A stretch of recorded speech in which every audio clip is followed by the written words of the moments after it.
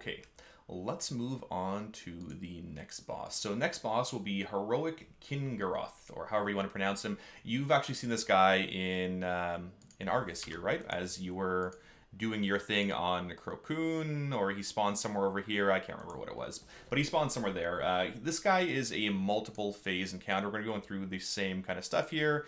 Fire Mage point of view. This again was a wipe by these guys. I don't want to go through the Fat Boss videos. They're quite lengthy as well. This is I would say a fairly complicated boss. This is where the difficulty really ramps up for a lot of guilds. And essentially there's two main phases of this boss. There's the main phase here, and then there's the construct phase where you're killing big ads. The main phase here is what you should be worrying about. And here they're going to start pulling. So one of the first abilities here will be the Diabolic Bombs. And so the Diabolic Bombs, you'll see three big purple balls. You know how much we love balls. Going around the room, they will go clockwise. They're in three different lanes, and they will, I mean, they're pretty much always going to hit somebody because they speed up and go pretty quick, and people, you know, have really poor raid awareness, so they're going to hit somebody.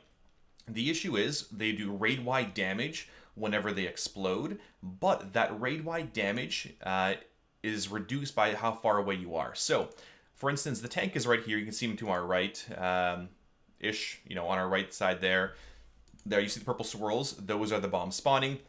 What you want to do is the off tank is you want to explode the bombs and hit them yourself when you're on the opposite side of the raid. So generally you're going to try to keep the raid together here by Moon and Purple is where they sort of stack themselves. On the far opposite right side there is where they will be blowing up these bombs.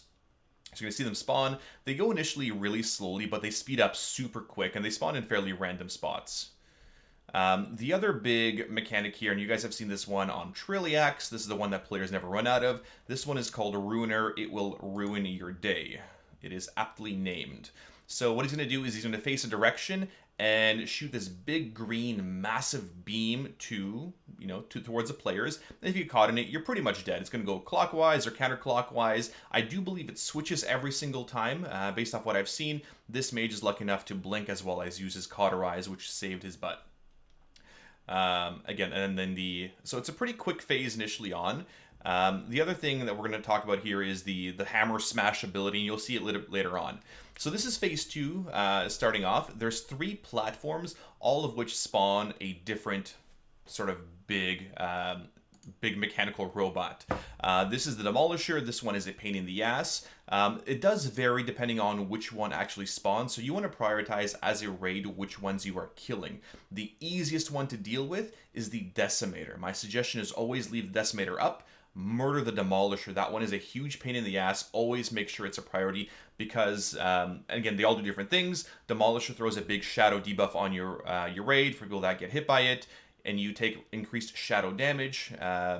Again, that damage is gonna hurt with the Diabolical Bombs. The other one is the the Annihilator. The Annihilator has little things for you to soak. Soaking is not that bad. And Decimator, for those of you who remember the Decimator Annihilator from the very first boss, same kind of mechanics. You're either going to soak it or you're going to run the hell out, and you're going to see that throughout the fight here. So what the DPS do is they have got their raid split into 2 sections, so they're killing 2 of them. You can see on the far right side the HPs of the HP of the bosses is dropping fairly quickly. You want to murder them before they activate. Once they activate, then you are dealing with them during the main phase. And while all this is happening, you're DPSing it. Of course, you need to be dodging something because this is a very mobile raid. There's fire you're going to be dodging. Healer is going to be healing the constant damage coming out while you're dodging those big missiles. So here they murdered the Demolisher as well as, I believe, the Annihilator, and they have a Decimator left. So as this phase is transitioning, Diabolic Bomb is happening.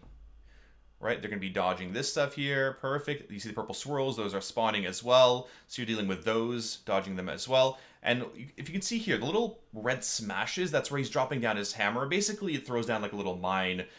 You don't want to be standing in it. It pulses damage. It's going to take up lots of room for your melee because they won't be able to stand there. Otherwise, they will take lots and lots of damage.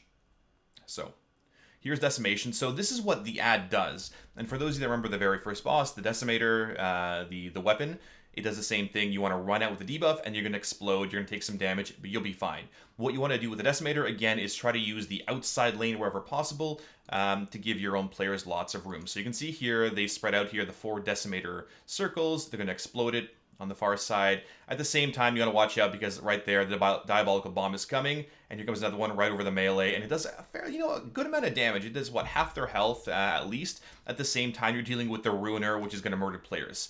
Now, one of the reasons why you deal with the Decimator is because of this reason right here. When you have a Ruiner combo, so the big green one-shot KO beam, along with the Decimators, this is much easier to deal with than having to soak, as well as make sure you dodge the beam. Because if the soak circle lines up right in front of the beam, or you're going to get run over, and if you don't soak the circles, the entire raid will explode. So this combination is why you always want to deal with Decimators first. Or really as much as you can, right? At the same time, you're dodging bombs. They keep spawning, right? You're going to have to deal with them throughout the entire time. You can't realistically dodge them because people are going to get hit. The other thing is the boss's HP should be dropping based off, the Reavers that you do kill.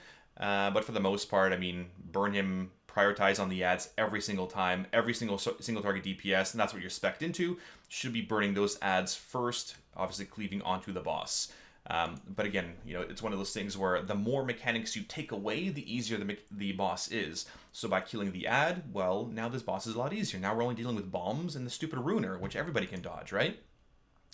So you can see here, the Druid there just exploded the bomb on the far side by the moon in green. You don't want to be near those bombs when they're exploding. You want to keep the raid, fairly close, or keep on one side of the room there. You can see here that big hammer smash will go back a couple seconds. That big hammer smash coming down. And he leaves a little mine where you can't be standing next to, otherwise it will do some massive damage. And that's pretty much it in a nutshell, right? You can see more bombs are spawning in 10 seconds. It gives the healer something to do because there's a constant healing damage going out. The tank is hopefully going to run into that one. No, oh, there you go. You can see the Demon Hunter leap over to explode it. Now, there's the Ruiner again. What you want to do is prior to these phases, and again, there are set time phases, you want to get over to the next potential one. It is not random where they spawn. It is in a set order here. So again, demolish your purple one is your priority. You want to murder this one. Do not let this one spawn going into the regular phase. This is where they chose to hero, which is fine. I mean, whatever you have cooldowns, whatever your guilds have set up in terms of cooldowns, whatever. You always want to be using your cooldowns on these, right? On these ads. And then, of course, if you kill Yura super, super quick and your guild DPS is absolutely amazing, go attack the third one. Because when that time expires, the Apocalypse Protocol is over, then... sorry, not the Apocalypse Protocol, but the intermission phase is over, you're dealing with that last ad. So here they're dealing with the Annihilator. You're going to see what happens with the Annihilator in a second here. So there's balls coming out again, regular phase 1 mechanic. And there, those green circles, same thing as the Annihilator, you have to soak them. So if, for instance, there was that big green beam, that Ruiner coming over there, well, people are going to die, right? Either they have to soak, or they're going to die, or really both are going to happen, because the Ruiner will kill them, then they're going to miss their soak, and the missiles will then explode on the entire raid. You've seen the same mechanic on Elisand, right? The balls you have to catch on Elisand. If they don't land on somebody, they explode on the entire raid. Similar thing here, similar thing on Garathia Worldbreaker. So again, they're prioritizing the Annihilator because, again, removing those mechanics makes it a lot easier. Again, any kind of mobility that you have here, your horses, your blinks, whatever, you use them. Stampeding Roars, again, Druids, awesome tanks. Here comes the Ruiner. Yeah, it's going across clockwise. Next one should be counterclockwise. The other thing is, don't ever stand with the tanks because the tank damage is going to murder you. It doesn't give you a splash stacking debuff for damage taken. You want to be swapping tanks fairly quickly, but if you're a melee, don't stand near the tank because the tank damage will murder you. And that's pretty much it in a nutshell for this boss. You're dealing with a Ruiner. This one should go counterclockwise. I guess it went clockwise, never mind. And yeah, here they've gone through, 2 phases. Boss is at 55%. I mean, their damage is okay. Yeah, and they run a fairly decent comp here in terms of 4 healers for 16. Roughly what you should be running anyway. So again, staying away from those diabolical bombs. Let the tanks explode them on the opposite side. Because they're constantly going to be spawning. Give the healers something to do. Rotate your cooldowns. And here's the last Ruiner. This one's going, okay, counterclockwise. And again, you want to move, move, move. You sort of see him charge in one direction. Never be near which way he's facing. Same thing with Trilliax, right? So yes, so right there, they're going on to the Annihilator. Annihilator, they want to blow up because that's the one that spawns little circles from the soak in. You don't want to be dealing with those those ones either. Right, so the easiest one to deal with is always Decimator wherever possible. Keep the Decimator alive. Here they're going to leave him alive as well, which is fine, and they're killing the other two. So it does randomize. I'm sorry, it doesn't randomize. It is in a set order. Sometimes you're going to deal with 2 Annihilators and a Decimator. Well, what do you kill? We'll kill the 2 Annihilators, leave the Decimator. You know, it really varies as to which ones are going to spawn, but again, we'll see how it changes going into live here. So here they're dealing with actually 2 Decimators, right? So they were able to kill one. They had an issue with their DPS where they weren't communicating. So now they're dealing with 2 Decimators, which is not fun. Lots of decimation circles going out right now because it's X amount of circles per mini boss. Here, this is going to explode on them. Oh no, they actually dodged that one. There, the other one by red just killed the person in group 3. Again, blowing up the Decimators. This guy is lucky enough to blink and cauterize, and the beam eventually killed him, right? Because, again, being proactive, watching that movement, have that raid leader call what is going on through Kingaroth, right? Beam, beam, beam, which means, hey, headlights, right? You know, take a look at what's going on and see which way his beam's going. Or you can communicate the beam's going from purple. We'll get the hell away from purple when you do have your raid markers down. Should make things a lot easier. Ruiner, he knows which way it's spawning, right? You can sort of see it coalescing by that green thing, and he's just getting the hell away, right? The mage has learned his lesson, hopefully, not to stand in the same spot. And you can see here those red pillars are taking up more and more of the room, making it much more difficult for the melee to actually do their job. And of course, the melee have to be opposite of the tanks, otherwise you're going to get parried, right? Not a fun time for melee. It is a fun time for ranged, of course. What a surprise. Again, you know, prior to the next ability coming, right, you want to get your guys in position. This will be, I believe, their 3rd or 4th transition. I can't recall which one it was. But they're going to get their guys in position here. This is where, again, you're going to be using your cooldowns. So make sure your raid has set cooldowns. Hey, we're potting on the 2nd one. We're hearing on the 3rd one. Whatever it is. So again, killing Demolisher, that is the priority every single time. You don't want to deal with the additional shadow damage because it will murder you when people actually get hit by bombs, because they will, right? The tanks have to explode the bombs. You don't want to deal with the additional shadow damage from the Demolishers as well. And this is where things are going to sort of fall apart for these guys, as their DPS was split. They killed one of the other ones. I think it was, yeah, here comes the Demolisher. They're going to finish it in time, which is fine. And Decimator alive, which again is really easy to deal with. So fun times. This one has a lot of mechanics, again, a lot of movement.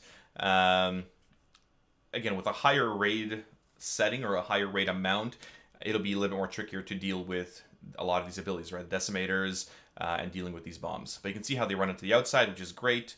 They're avoiding those bombs. Again, there's an outer lane, a middle lane. They're not going to vary between sort of which lane they go. For those of you that remember that during that world quest where you're running the barrel and dodging those dread steeds, you know how the dread steeds sort of, you know, shift back and forth between different lanes to screw you over.